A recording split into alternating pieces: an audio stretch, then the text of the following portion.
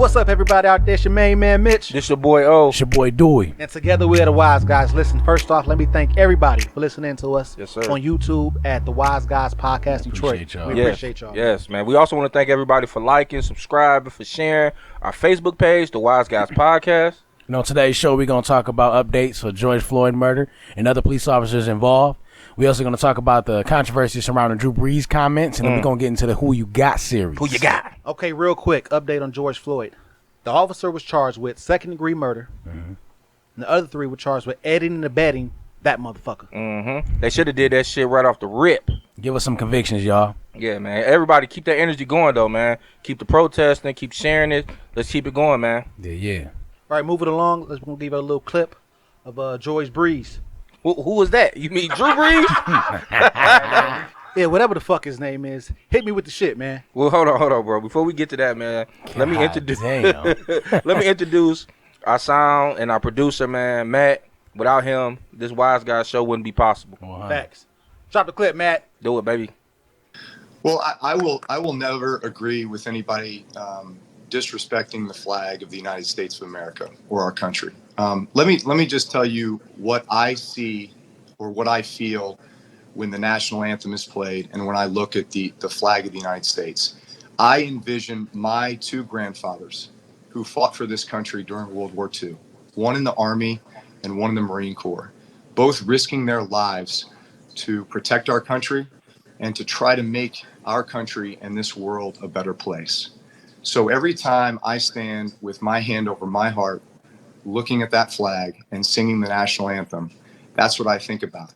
And in many cases, it brings me to tears, thinking about all that has been sacrificed, not just those in the military, but for that matter, those throughout the civil rights movements of the 60s, and everyone and all that has been endured by so many people up until this point.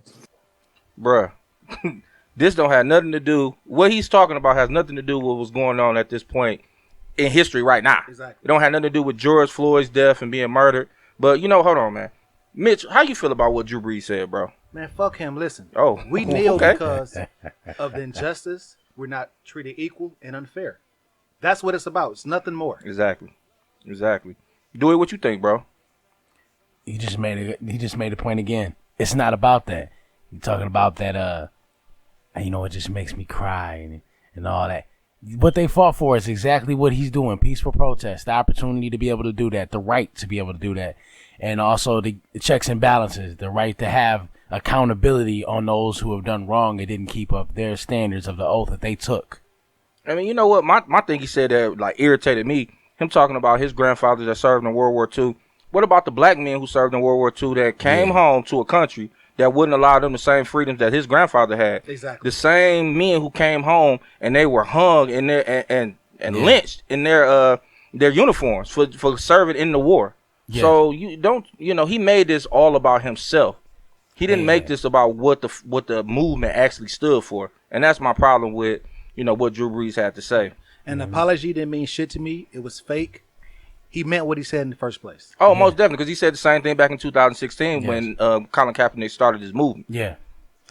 Let's not forget that there is also during those times, let's remember, everybody, our ancestors fought for a country that they claimed they wanted to be united. Since the beginning. And they fought for a country they said they wanted to be united, and they came back to a country that was still segregated. Black people been fighting. Black people fought in every war in this country history. Absolutely. Let's not forget that, man. So to bring up the wars and his ancestors or his grandfather on both sides of his family fighting in the war, that don't have nothing to do with this, man. Let's get to the nitty gritty, baby. Exactly. It's about police brutality, man. Yeah. White supremacy. That's what Colin Kaepernick kneeled for, man. The flag belongs to all of us, man. The flag, standing up for the flag, that's just a ritual. That don't have nothing to do with your liberty, your pursuit of happiness, and the pursuit of justice, man. That's what we're kneeling for. That's what we're protesting for today. Unfortunately, George Floyd died because we don't have those rights in this country yet. Yeah. And other people have died, for centuries because of the same police brutality and abuses of power by the white, I'm sorry to say this, but the white supremacists that's in place in this country. Nobody was hurt, from what I understand, from the peaceful protest you all had about a month ago at the Capitol. in front, protesting against Big Gretch. None of y'all got hurt. Y'all came in there with AR-15s, assault rifles, and all that. None of y'all got hurt. Y'all was right there in front. We let you peaceful protest. And we have disagreements, we have misunderstandings, but one thing, we got to have a moral compass when it comes down to this. Hey, Colin Kaepernick, we still appreciate you for what you did. You took a knee for us, so we standing for you, player. Most definitely. Well, Mitch, let's get into the Who You Got series, baby. We talking who's the best black actor of our time. Hey, who you got? Denzel, baby. King Kong ain't got nothing on me. Who you got, Dewey? I got Eddie Murphy today. All right. I got Eric Marlon Bishop. Oh. That's right. He You probably know that. Real name. Oh, His real name. Government names out here, You bro. know what I mean? Let me tell you how I got his name. So back in about 1989, his girlfriend dared him to go on stage to do a comedy stand-up, right? Mm-hmm. Back then, women went first to perform. Oh, wow. I know that. So he say, hey, I'm going to change my name to Jamie, and that'll get me on stage first. Oh, okay. So that's like, and the last name Foxx came from Red Fox. I was his favorite comedian back then. Yeah. So that's how that happened. Shouts out to Red Fox, baby. Rest in peace. Yeah, but when I think about Jamie Foxx, man, I think about versatility. I think about a wide range of different characters, man. Like when I watch movies like Ray, The Soloist, and Kingdom, I don't see Jamie Foxx. Like I see the person that he's playing. Mm-hmm. And that's what I mean by he's just, to me, the best. And he can do it all, you know. And you know what? That's the mark of an actor. You know, can you transform into that role? And when people see it, they don't see you, the individual. They see whatever character you trying to portray. And I agree, man. Jamie Foxx definitely does that in those roles. Especially coming from when you look at his early movies like Booty Call. Classic. Classic bullshit. You know, movies like Held Up and Bait where he was just now, you know what I mean, getting his feet wet. Mm-hmm. But one of his first movies that I loved, that if you think about, he wasn't really doing comedy, was Any Given Sunday. Oh, man. Nah, that's a good movie. That was a great movie. Yeah. And that was I his wouldn't second. say great, but I said That good. was a great movie. Whatever, I watched that bro. like twice last week. That's a good movie, though. I mean, then you go to movies like I said, like Ray, when he became Ray. Like my girlfriend was like, I thought that was the real Ray Charles. Wow. My daughters thought it was real Ray Charles because he's just great at what he did in that movie, man. Then you got a movie called The Soulless, which I loved, and he played a schizophrenia person who was great at the violin, man. And just to transform your character and just make it pop like that, I've never seen anything like it, man. Now, these your 3 top favorite movies Yes. from Jamie Foxx. Yes. Okay, Yes. cool. Yes. I mean, my knock on it, Jamie Foxx is a good actor, most definitely. And my reason for not putting him on the all-time great list is because the movies that he does well in, they're similar to his comedy and his music side of his career. You know, like you said before, he started off in comedy, but he's also a musician. And Ray, although he did a phenomenal job, deserved the Oscar, and he definitely did transform himself in that role. But again, Ray, The Soloist, they're both, the genre movies, they're both, kind of musical. That's his strong suit. And that's not a knock on him, but to me, an actor should be able to portray a role that necessarily don't fit where, they're making it up on their own. Like Ray, he already had a byline to go off of because you have historical things from Ray. And then I believe Ray Charles was still alive when Ray came out too. For half of it. Yeah, for half of it. Yeah. And then The Soloist is based on the true story and they still alive too. So he was able to kind of build that character off the guys that he was portraying. Right. As far as some of the Denzel roles, for me, my favorite movies was that I picked was Malcolm X, Crimson Tide, Training Day. Malcolm X being a historical role, and he had historical precedents. But his character in Crimson Tide and Training Day, he had to make that role from scratch. You have a script and stuff like that, but he had to bring out the role and kind of give the world what these characters going to be off of his own acting chops. So, to your credit, what you said is right. The solo was the music, Ray was the music.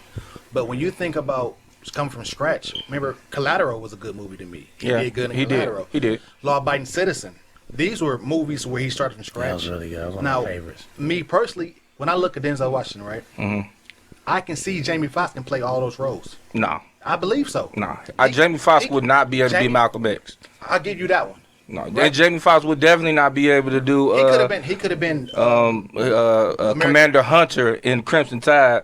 He could have played. He could have. No. He played a sergeant in the one movie. I forgot the name of it was. But Jarhead or something. It's the same guy. No, it's not the same guy. Yes, In Jarhead, he's the command. Right, like you say, he's the sergeant over a unit where you don't really see him interacting with the commander who's challenging him. You know, just going in real quick. The movie Crimson Tide came out in 1995. And that movie was in between his career before he became like mainstream Denzel, where just not the black community was messing with him, but where the world was messing with him. And in that role, he was going up against another master actor in Gene Hackman. You think Jamie wasn't giving that one tear in glory? Nah, I'm not gonna go into Jamie was glory, giving man. I'm giving you that one tear. I'm gonna go back to Crimson Tide, bro, to where like what you said. You know, you talking about two military roles, but in that movie, he's a commander that's facing racism from his commanding officer, but in the same time, he has to still portray himself as a naval officer. Like, I might be smarter than you. I know you trying to challenge me, but I still have to, come off and be cool, calm, and collective in this scene. And I don't think, based on some of Jamie Foxx's previous movies, I don't know if he could be that well-rounded in that type of role. I'm giving you some pushback on that one. Yes. I'm gonna give you some pushback on Jamie. When you said with Jamie Foxx, and you saying that because he has a musical background, the artistic roles may be easy, he still has to tell the story. The story tells itself. It doesn't. Yes, it do. Ray tells itself. Ray's story he had to bring the story to life. And you say he tells the stuff, he didn't narrate it, he acted in it. Yeah, but I'm saying you still talking about the plot and the synopsis of the movie. Exactly. It's still Ray's life. He's exactly. portraying Ray as a character, exactly. but Ray's life is the story. And you think about it, most of the movie, some of the most going to Ray real quick, some of the most important parts of Ray was when he was when the kid was with the mom, or when he saw his brother die. That wasn't Jamie Foxx in those roles. You really seen him act, from the time Ray was already blind. You didn't see him as a child. I bring up some key points in there that was really good acting. The times when he actually was feeling like he was being cheated by his manager, but actually he wasn't. The guy was still looking out for him, and it was kind of the way the game was going. But the way he was, his dialogue with these different people, it's like, see, that's what I want. That's what I need. That was him acting like Ray Charles. Like he embodied that acting. Then when they was in the room, and then he was talking to her, and she was waking up. She was sick, but she was actually pregnant. And then when she was going to the bathroom and throwing up, and he was like an alcoholic and a drug addict. Oh, what a beautiful couple. Yeah. That was him acting like Ray. Right. But then also in the movie, when he was going back and forth with him, when they was at the table, when they was getting the money, when he was passing out the money, and he said, "Man, I'm short," and he turned up. He got mad. He was blind. He was trying to fight this dude. That was Ray Charles. You can't play a piano and do that. That was him acting. Yeah, but that was him in different moments. He was embodying that moment when Ray Charles did when he was on a date with B, and he was talking to her, and he was saying, "You don't hear it." He was acting in those moments. Those are key moments in the movie. It wasn't taking him to play or perform or anything like that. That was him acting. That was him in his. Yeah, but that's not a transformational. Yeah, you give Ray Charles, but it's not a transformational moment. The way he acted with his kids. That was something different. That was him. I mean, there's no other way to. That's based off of Ray's life, though. Okay, right. so you're telling the story still. Yeah. Right? Again, and Denzel is trained in theater. Yeah, but again, you still talking about the greatest actor. It don't matter about what your criteria was before then. We talking about in your role. So the role that most probably compared to Jamie Foxx would be Malcolm X. Mm-hmm. Now you want to say Jamie Foxx in that role as Ray. Ray was alcoholic. He had a mental health issue or a physical ailment from being blind. He was a drug addict. Yeah. Of course he was a musician. And I guess his other plight in the movie was, dealing with his family, his wife, the cheating and stuff like that, and the drugs. And that's pretty much it. That was the three main things that he dealt with, as an actor in that movie. Moments where the water, where he felt, and I think that was something they added to it, right, to tell the story a little bit more. Yeah, that was when he was touching in the water in the suitcase and the water was in there. Yeah, when he was detoxing, freaking out because he remembered his brother drowning in the water. Yeah, but that's a storytelling mechanism. Yeah, that's what I was thinking about. That's what kind of like. I've never seen Denzel Washington be able to break down in any movie. Malcolm X. He did that and more in Malcolm X. Malcolm X was a drug dealer. He lost his family. He lost his dad. He was dealing with that. He went on to become a thief. He was in jail. He found the religion, and then after he found that religion, he realized that religion wasn't the true religion. And that was something that he had to go through like, wow, hey man, like this not really for me. Then he goes out and loses all the people that was behind him that made him Malcolm X to go and find the true religion. And then once he really find the true religion, his true purpose, he finds himself now knowing that the same people that helped build him up and make him who he was is the people that's about to take him out. And I go back to an important moment in that movie that really stood out to me is that, you know, at the end when he gets out the car right before he's about to get killed, and that song is Sam Cooke started playing, and at that moment he's not saying nothing, but that moment is so transformational because he knows he's about to die. That's what that song is telling you. That he knows his end is coming. And when then the lady stopped him, you know, baby, are you okay? And he looked at her and smiled and he popped back to it and like, oh, okay, I'm okay. And Spike Lee did the infamous roll forward. Yeah, and that plays a part. But in that movie, if you want to compare Malcolm X role in that movie to Jamie Foxx role in Ray, no, Malcolm X had way more. I can't. Denzel had way more plight and issues going on and more transformational moments than Jamie Foxx had in Ray. They told an iconic story though, like they did that in Malcolm X. A huge iconic. I'm saying in Malcolm X, they both icons though in their own field. They both icons. Right. That story of Malcolm X, like it was treachery. It was people like really, really involved in his downfall and all these different people. Exactly. But that part in Malcolm X, man, that really stood out. I don't know if y'all will talk about the favorite parts from each one of those, but one of them that stood out, man, when he was telling his wife, when they was talking about all the different women Elijah Muhammad had, and he was like, you know, Solomon had many wives, and he was debating with himself. He was fighting exactly. himself. That's what I'm saying. He was at that table and he was going back and forth with himself.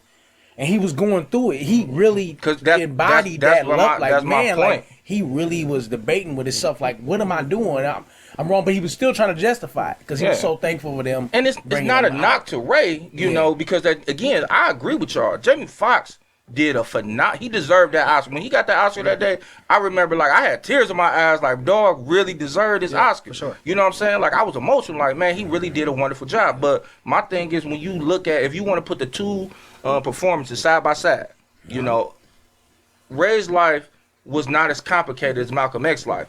And when you go back to your original point, Mitch, about, you know, you could see Jamie Foxx playing that role. I can't, because you really need to be able to pull these things out of Malcolm X's life and then still portray yourself as the man Malcolm X. Like, you know, and then Ray, you still, it wasn't as complex as that. So that's my point on them two movies. But my thing is, and I'm speaking for myself once again. Malcolm X, you said that was good. I felt something. But when I think about Equalizer and movies like that, his acting to me is like a straight line. That's an action movie though. No, but that's what I'm saying. His movies are a straight line to me. I say, oh, this was a good movie. I don't feel oh shit. Oh my God! But when I watch Jamie Foxx, like he has so many different things he does in different movies. No, he don't. He does. No, every movie is different for him. No, he don't. We just said the Soloist and Ray is two in the same movies. If you want to keep going down the movie, either he's doing something that's based in comedy. The Soloist was different. He actually was a mental. Yeah, but you can say Ray. He's mentally disabled. He might be mentally, but he's still mentally. but he's still disabled in that movie. You still got two similarities of two roles where he's disabled. And in a certain sense, one is mental, one is physical, and then you got two guys who's playing the music, playing music. He's a musician. He plays music, so he's able to kind of be transform a little. That's just like if we're doing movies and if we're not actors, but they want to do acting and they want us to base on something that's growing up in the hood. We're able to pull stuff from our own lives and pull something to that role. You know what I'm saying? Malcolm X was so complex. Even though Denzel is from, New York, and I want to say he's from Harlem, and, he probably grew up learning about Malcolm X and stuff like that. Yeah. But just going back to that role, going back to what you're saying about him, a straight line, Denzel then played in many different type of roles. He did action, he did all that But he's the same guy to me. No. So Lonzo is the same guy as Malcolm X? No, I said aside from Malcolm X. Oh, no, okay, is Lonzo the same guy as the dude from Equalizer?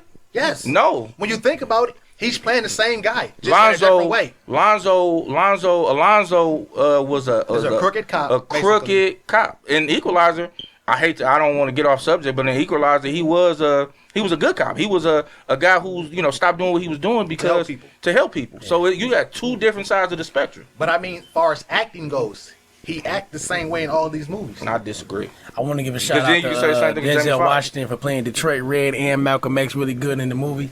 He played both characters really good. Man, for real. Let's switch it up. Now, you said you had Eddie Murphy, right, dude? Yeah, Eddie Murphy, I put up there, it's just numerous actors I could have went with, but I put up Eddie Murphy because I believe that Eddie Murphy really didn't get, people don't give him his flowers enough. Man, he actually bridged a lot of the gap, man, between the old school and new school in the beginning. Like, what he did in different shows and helped our culture.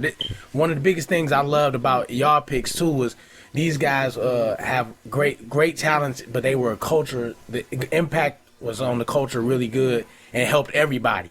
Yeah. And really, you know, even Jamie Foxx from coming from A Living Color, and you know, Denzel was in theater, and then when he transited onto the scene and ER and the thing Big is show. When Eddie Murphy's on Saturday Night Live, like, people didn't want to take comedians that serious and that they can act. And he was on 48 Hours, and that was really good. But man, when he got on Beverly Hills Cop and he started box office numbers, like, that was something that people didn't think was possible with, you know, this is still a comedian, because before him, really, the guy was Richard Pryor. That was really good. In the black community, but Yeah, it still was but white. He was doing commercial. He was doing commercial movies, like Bruce's Millions and stuff. Like, he was doing different things. But Eddie Murphy took it to the next level, and they like, this same guy made Raw and Delirious. But he was getting his chops into acting too, and then he was playing multiple different characters on Saturday Night Live. But when he got into Beverly Hills Cop, he got to play a cop, and he had a comedic role too. But he showed his seriousness and how he took on being a cop. And then I know his top grossing ones was obviously Shrek. You know, it's a cartoon. Those are gonna always kind of be a given. Yeah, but that's not the same. When I put in the other ones, you know, he not only was great in those movies. Those movies are iconic to our culture, as well as commercially they did well. But he introduced other people. That's what I loved about Eddie Murphy that he did. He brought other people along. When he did Harlem Nights, he didn't have to put those people in there. He did. He only had Arsenio Hall did pretty good in those different ones and different movies, but he only had them in 2 movies. It was in Harlem Nights and Coming to America. Coming to America about to release again for the second part coming up. And it's gonna be dope potentially this year. But Coming to America, man, it was a great movie. It was a funny movie. It's a go-to movie for anybody who want to have a good laugh or just want to enjoy a good movie. But the plot within it, I thought was really good, and he spoke to that in that culture, in that part of the world. A lot of that is done all the time. Even to this day, they set up marriages. But the other thing is, you know, I think that he got a chance to show his chops and bring people along. I love that he was able to introduce different people over the years, different actors, and give them a platform that they probably wouldn't have had otherwise. Like, and like I said, like even Arsenio Hall, his brother wasn't getting many acting roles, man. You know what I'm saying? Darkness wasn't getting him like that. Nah. You know so let me ask you this then, Dewey. So what do you feel? You know, and all you saying is true. Like, he definitely put on for the culture and put on for his people. Yeah. But what would you say? What attributes what made him be your pick for the greatest actor of our time? Well, I'd say one of them. But to be honest with y'all, Denzel, I think, is the greatest. I think Eddie Murphy is one of them. I think the different versatility. I think that he did Vampire in Brooklyn. That was a horror. Wes Craven actually took him on. He was a director. He was one of the titans of directing at the time besides Stephen King. He took him on in horror. He actually did action with Beverly Hills Cop 1, 2, and 3. Metro as well. I don't care what nobody. I like Metro. Trash. I like Metro. Trash, bro. He had the little dreadlocks and shit. Trash. He told a story. He told some stories that was also a little bit more deeper. Like, you know, as far as he introduced another part like Boomerang. He didn't give the average ghetto a look. All them dudes in there, David Allen Greer, Martin Lawrence, him, they were all black professionals, 3 black professionals. He presented it like that, and he was like, how we can act as well in the corporate world, Right. and how different things happen. Mark is die. You know what I'm saying? And I thought that he was showing that versatility in that, and also, you know, Can't forget about Pops either, bro. he played different characters. Nutty Professor, he played different characters. Man, do you know that he won an award for best makeup? I think it was I think he won an award for best makeup. And Nutty Professor. Well, no, he didn't make it. I think the person who did the makeup, he didn't get that. But I know what you're saying. Yeah, but he played different. He played different characters. Man, he was able to show range of somebody with grown entertainment, teenage entertainment, little kid entertainment. He showed versatility in all those different platforms, and I think that makes him one of the greatest of all time. Hercules. Nah, my pushback is this. And you got a point. I'm not saying that, your point is definitely valid. Like, he's definitely a very, he has a lot of range as an actor. But, again, this is also comes from his acting career. He does a lot. He did a lot of different characters on Saturday Night Live. Some of the same characters that, made their way into the movies. And then that definitely takes skill as an actor to be able to portray these different type of roles. But it's not for long periods of time. There's kind of roles bounced off each other. Like if you want to go to the clumps, Hercules. Those roles is, he's acting amongst each other, and that's difficult. But it's not something that I would call, and for me personally, it's not something that I would put in the criteria of a classic great actor, because his movies, even the movies you named, like Coming to America, that was probably one of his, as far as Rotten Tomatoes wise, that got 67%, and that's probably one of his highest rated movies. Beverly Hills Cop 2 came out in 87, that's 43%, and then Boomerang 92, that was 44%. I mean, as far as in our culture, it's well received. It's something that you would probably put among That's black why movies. Were the top grossing, right? Yeah. Like, you put these are critics who actually they look at movies from a broad. Yeah, and in a sense, you kind of got to do that too when you're judging these movies. Although we're saying black actors, you still have to look at it from a broad. And this is based on our opinion, correct? Yeah, almost definitely. So we looking at, if it's from our culture, like our culture, we can talk about lines all day from Vampire in Brooklyn. Was it received the greatest? I can't. Probably not. But I mean, it was different movies in there, different lines in there that was funny as hell. But does the lines really make the actor, because the lines could have been something that's written in the script, and we're not getting kudos. We're not getting kudos to the writer. All right, so for instance, right, the way you say the lines is or the way you actually act. And I'm glad you brought that point up, because have you ever watched the play Fences?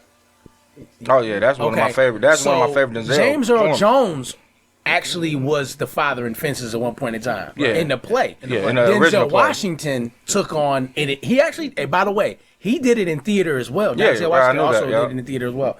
But if you watch both of them play that role, Denzel, the way he, man, it's something about Denzel, the way his dialogue is, he just bounced off back and forth. Man, it was so much better. All due respect to James Earl Jones and King Jaffe Jaffer, but I just believe Denzel played that role so much better. And the way we had debate about Fences before, I love that movie. That's what I'm saying. Like the way you say the line, the way you have dialogue with the person. Ain't that right, Bono? I think that's what happens. Is certain people say the lines a little bit better, or act out the scene a little bit better than others. Most definitely. Now that's one example. Let me hit you with another question with Eddie Murphy though. Now, out of the 3 movies you picked, Coming to America, Beverly Hills Cops 2, Boomerang, which role would you say stand? Like for me and Mitch was Ray. For me, I'm kind of more leaning for Malcolm X will be the one where I felt he showed the most range in. Out of your movies, which one would you say Eddie Murphy really like showed? His acting range, his acting chops in it. Coming to America. Really? He was straightforward in other ones. He was different in Coming to America. I guess based off what you saying, yeah, I can agree. But I guess like as far as like you saying like a transformational, like from he played the barber. What we were saying the criteria was like a transformational type character. I would say no, but based off what you saying, what you see in Eddie Murphy, I would say yes. Off of what we say, I would honestly go with Dreamgirls. No. Because that was the movie where he was. I'm gonna tell you the example in these 3 of those ones you picked. All right, so Jamie Foxx and Ray, the younger version of Ray, versus the more mature version of Ray when he got the big deal on ABC and he got his masters and how much more mature he was. Talking about the movie? Yeah, the movie. When Jamie Foxx was in Ray, the way he acted when he was younger, he gave if you pay attention to that part of it as well, or think back on it, he gave a good portrayal of the maturity that you gain over the years at being an artist and knowing to check yourself. When they checked him in, he got caught when he got off the plane, and they checked him in. He's like, I got to do something about this. And that was the maturity. I think that was two different. His wife said he had to do something about it. He gained that maturity, and then from Detroit Red to actually Malcolm X, he gained that maturity and showed the versatility of those different times of those people. And I think Coming to America, when Eddie Murphy was first coming around, he was handling it immature because he thought he was gonna be able to buy a girl. And he was like, well, I'm learning about this. I can't do this. Because he was used to being as rich as he was, but also he played those different characters. He was the barber. He was, he was Sexual Chocolate. That was one of the, man, what, that was one Well, no, that wasn't Eddie Murphy, though. That was Sexual Chocolate. That was Eddie Murphy. That was No. Arsenio. No, that wasn't. Look it up. No, Sexual Chocolate is, Arsenio. no, the dude No. from, oh, man. It was Eddie The Murphy. dude from Waiting to Exhale, who be out there singing, man, at the end. You know, the dude from Pinky.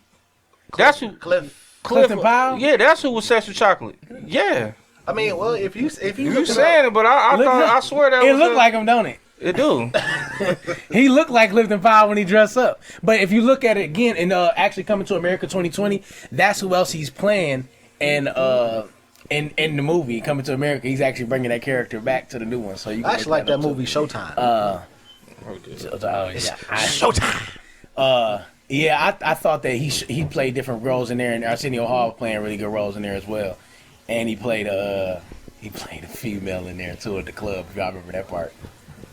So, you looking it up? Yeah, See? you're right. It was him. It did look like Clifton Okay. Powell, though. I always thought it was, all these years, bro, I thought it was Clifton Powell, bro. You know what? That's the thing. Is if you look at the new Coming to America, it has Yeah, him playing to both those. Yeah, it do. Wow, Yeah, that's that's crazy. in the cast. So that was Pinky the whole time. Nah, you got to remember though too. Clifton Powell was what? He was acting around there. He was acting, but man, he wasn't like in no big roles quite yet.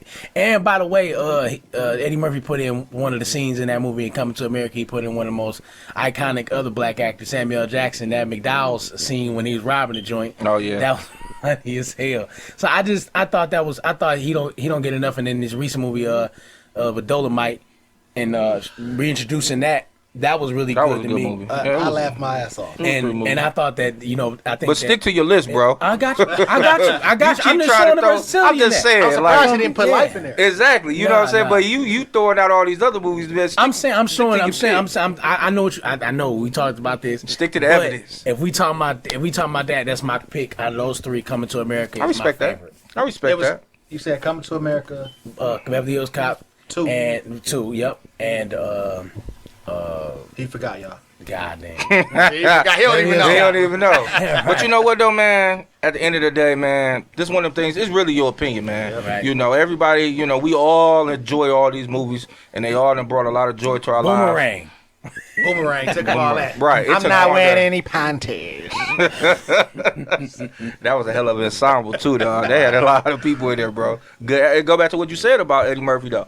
Yeah. You know, he always putting on. You know, he put on for the comedians in that movie because you had David Allen Greer and you had I'm about to say Malcolm X, but Martin Martin Lawrence. Lawrence. And Chris Rock was the male guy. Exactly. Yep. And a young Halle Berry. And, know. And Pops was in there. Yes, He was rest in David peace, Allen Greer Pops. was there. Yep. Bang, bang, bang. Yep. So, man, like I said, at the end of the day, man, I liked all your choices. I enjoy, checking out some of these movies. I'm not, unpopular position on this, but I didn't really feel the soloist that much. I don't know, maybe it was Robert Downey Jr. character. Like, I really feel like he was kind of like Iron Man, the way he was talking to himself and stuff like that, bro. Yeah. It was like at the end when, I don't know. It's just, maybe it was the way it was written, too. It just didn't jump out to me. But I will say this. Jamie Foxx role, he did a strong job in his role. So Just like what's the last movie came out with Michael B. Jordan? Did y'all see that one? no, I haven't seen it. I know what you're talking about. Man. Yeah, I haven't seen it. That's a good fucking movie, man. He does a great job putting himself into these characters. I will give him that. I definitely do that. But my thing is, back to my guy, he really able to show the different range of a character, when he's portraying it, man. Going back to your point earlier, Mitch, I will disagree with this forever, that you say that, he's more on a straight line. If you go back to some of Denzel earlier movies, like Fallen, virtual reality? Virtuosity. Yeah. And then Philadelphia. He has a lot of different movies where That was he's with Russell Crowe, by the way. Exactly. Young Russell Crowe. Young Russell Crowe and that's weird. 2 stars at And they came back. And they came back and did American Gangster. Yeah, that's crazy. Yeah. And it's like, he definitely has range. Rhymes just come oozing back. Hey, man, and we appreciate Jamie Foxx and Eddie Murphy and Denzel Washington. Y'all really put on for the culture, man, and we appreciate y'all for that. Most definitely, man. Hey, everybody, keep this conversation going. Go to our Facebook page and our YouTube page and comment who you got. Who your favorite black actor of our time. And I want to thank everybody for listening. Go to our YouTube page at The Wise Guys Podcast Detroit. Like and subscribe, please. We need y'all. And also go to our Facebook page at The Wise Guys Podcast. Be true and be you, baby. Wise Guys signing out.